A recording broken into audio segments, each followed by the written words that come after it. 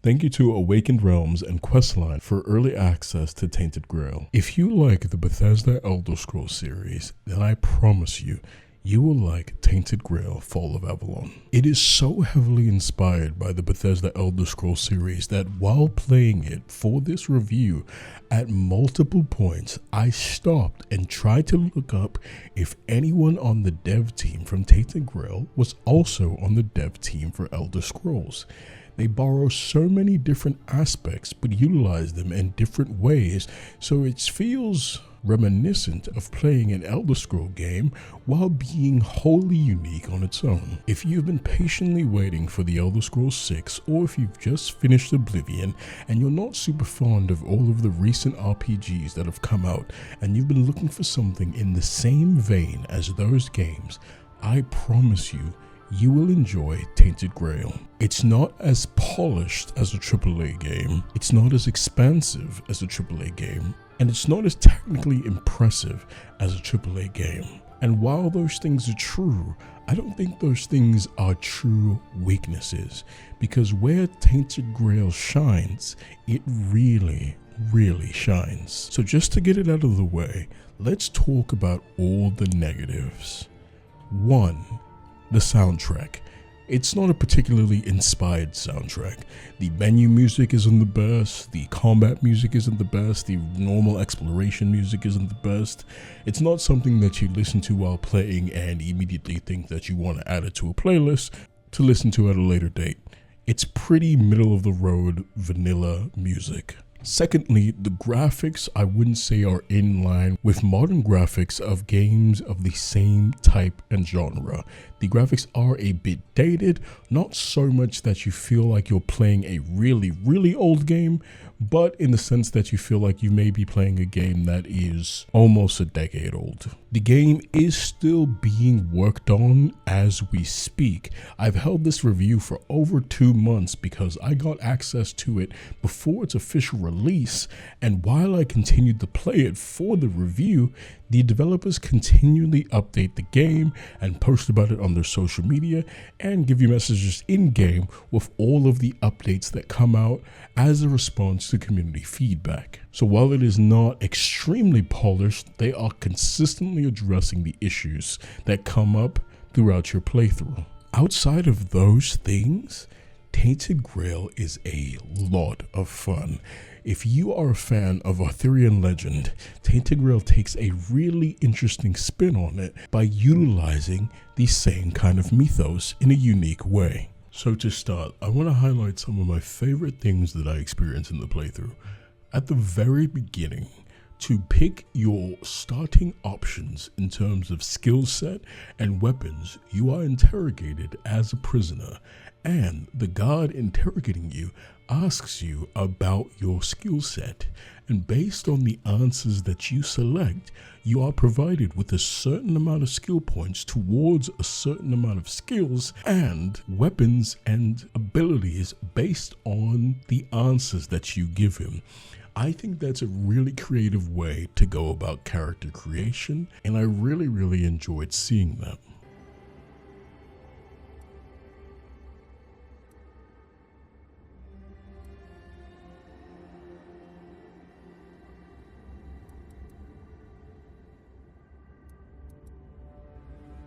Yeah, you look like one of those half-starved druids who survived the Charred Conclave. We've picked almost all of you up from the forest by now, so there aren't many of you crooks left out there. So, you're a tree hugger then?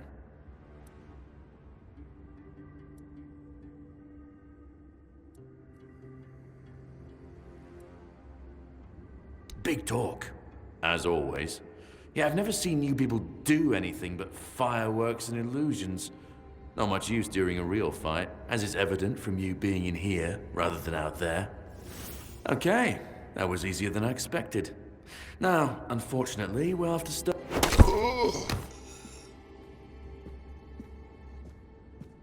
The world itself in Tainted Grail also opens up in a fun and unique way so that you can explore and get new quests based on the most minor interactions, which I think is really cool.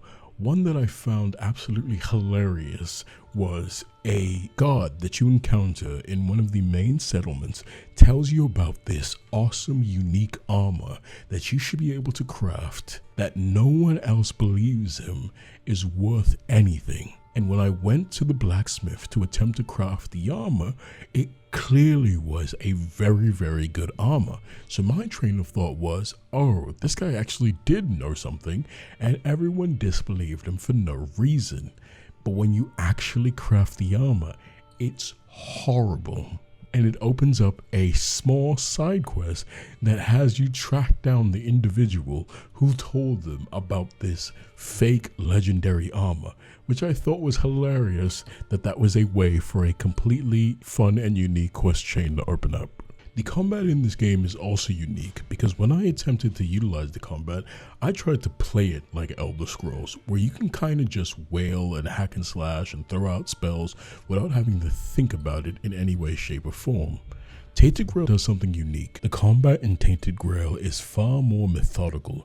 You really have to take the time and think about how you're going to approach combat situations and learn how to work around your enemies, utilizing your blocks, utilizing your dodges, and utilizing a lot of spacing when interacting with the enemies in the game. For most of the early game, you are very, very weak, and if you think you can just run into a group of 3, 4, 5 enemies and easily take them out, you're sorely mistaken.